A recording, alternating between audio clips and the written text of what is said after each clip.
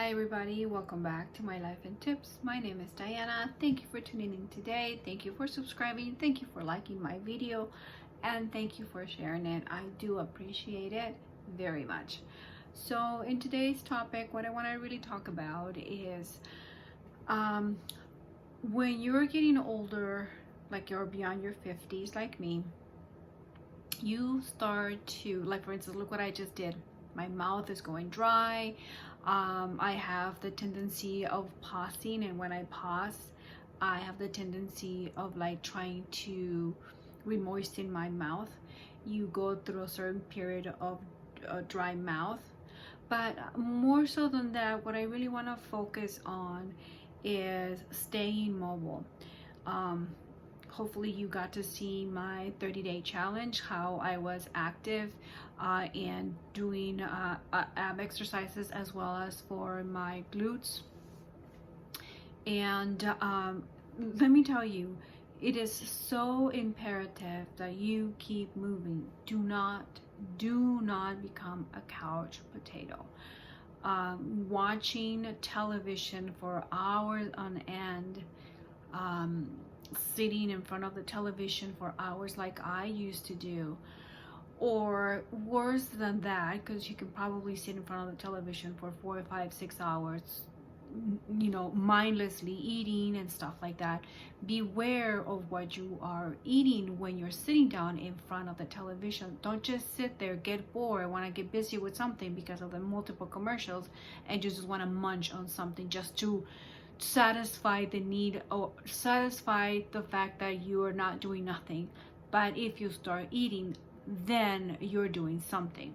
Now if you are going to reach out for a quick snack, make sure it's something that it is a small portion, and you eat it very slowly, or eat it very small amounts at the time.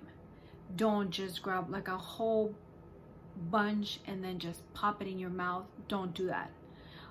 What you need to do is, let's say it's popcorn. Let's say you want to eat popcorn. It's low sodium, it's organic, whatnot. Fact remains, it's still popcorn. It is carbohydrates and things like that turn into sugar. I'm pretty sure most of you know about stuff like that. Now, when you're grabbing a whole bunch of them and putting it in your mouth, your tendency would be like to rush it, swallow it, and get to the next, you know, hit in your mouth because it's fresh, is whatnot.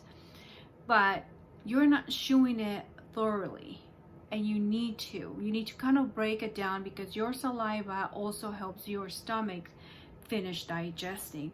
So digesting actually starts with your bite. Now the more you chew it, the smaller the pieces are getting, because you're breaking down, and it's easier for your stomach to digest. Now when you're in your 20s, of course you don't need to do this. You know, it's when you are in your 50s that we have the tendency of being in denial, because we feel good, number one, so we don't think anything is wrong, nothing is changing. You know, like for me, look at my skin, is looking good, I don't look like I'm 50. You know, I'm wearing light makeup. I mean, if I get a little closer, you see that my lipstick is kind of wearing down. This is late in the afternoon, and so, you know, I'm very grateful and thankful that my skin is looking nice with the makeup that I'm wearing. And also these eyebrows are kind of looking similar. It is so hard, I'm not even going to get into that. So coming back to making sure you chew everything very thoroughly. Now, I wasn't even going to talk about this, but it came up. What I really want to talk about is staying mobile. And what I mean by that is not only just sitting on the couch potato, like everybody would say, well, you need to get up every hour and stretch or something, or go to the bathroom, get a glass of water to drink something. Now, those are all good tips for when you're watching television, or when you're sitting at your desk working for a long period of time, you need to get up, blah, blah, blah. Now, there's another thing nobody really talks about and nobody really thinks about. How many hours are you laying down in bed sleeping? You're really not sleeping, you're fully awake, but you're not ready to get up. And when you do, like for me, if I sleep, let's say I normally sleep between 6 and 7 hours, but let's say I'm not ready to get up, it's too cold outside, or I'm very comfortable, or I slept so good I don't want to get up, so I force myself to go back to sleep, and then I don't wake up 2 hours later. That's 9 hours of sleep. By the time I try to get up, my whole body hurts. Why? My body's been at rest for so long, it's starting to get stiff. Yes, that's a stiffy that you don't want to get when you're in your 50s. Because let's say, oh, but I don't have rheumatoid arthritis, which is what my mother has, which runs in my family. And lucky for me, I got tested. So lucky for me, I don't have arthritis or rheumatoid arthritis, and I'm not going to develop, and I'm going to knock on wood, so I never, ever, ever, ever, ever, ever, ever, ever, ever get it. Because it's a horrible disease to get, and it does not get better with age. It gets worse, and I don't even want to talk about it now. Maybe in the future, if my mom comes, I'll show you what she looks like. So do not stay in bed laying down more than you really have to. Some people can have like 4 to 6 solid hours of sleep, and then they're fine. They can get up and go. Do it.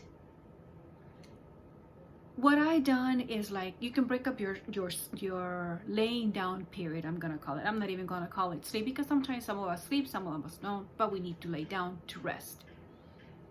Let's say you went to bed at 10 and you woke up at 4. 10 p.m. let's be clear. You went to bed at 10 p.m. and you wake up at 4. How many hours is that? That's 6 hours. So that means your body is like your cell phone. You're fully charged. Semi-charged, but you're charged. You're ready to move up, and you're like, well, I'm too comfortable, I don't want to get up. Get up anyways. Get up for 20 minutes, 30 minutes, an hour. Accomplish a task. Make yourself like a list of tiny little tasks that you can accomplish if you were to wake up in the middle of the night and can't go back to sleep, and then you do that. Back in the days, we used to just grab a book and sleep. Now, I still keep a book by my side. I'm not much of a reader as much as I used to be, but I try to.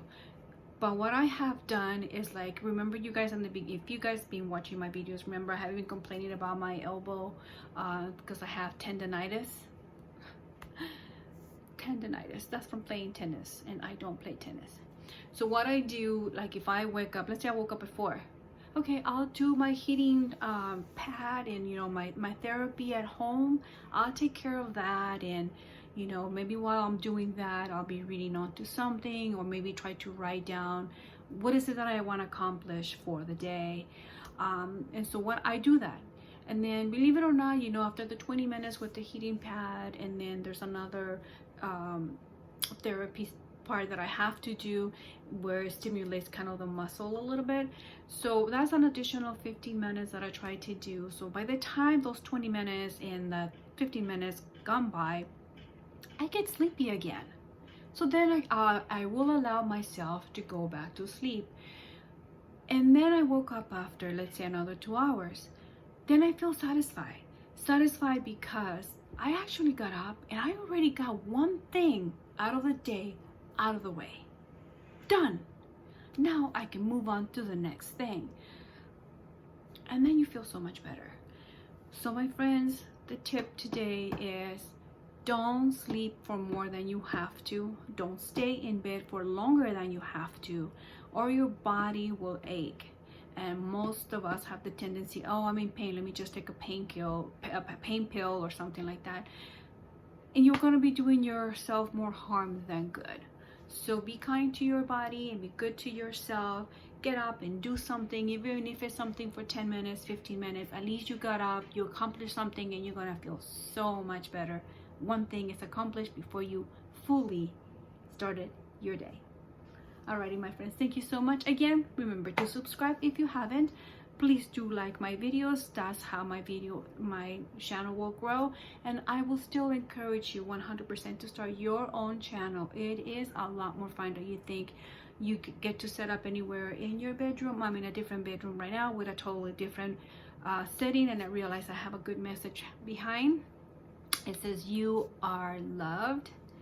That's how I feel. That's how you should feel. And if you're not feeling it, pause this video and stare at this right here for a while. Alrighty, you guys, thank you so much. Bye now.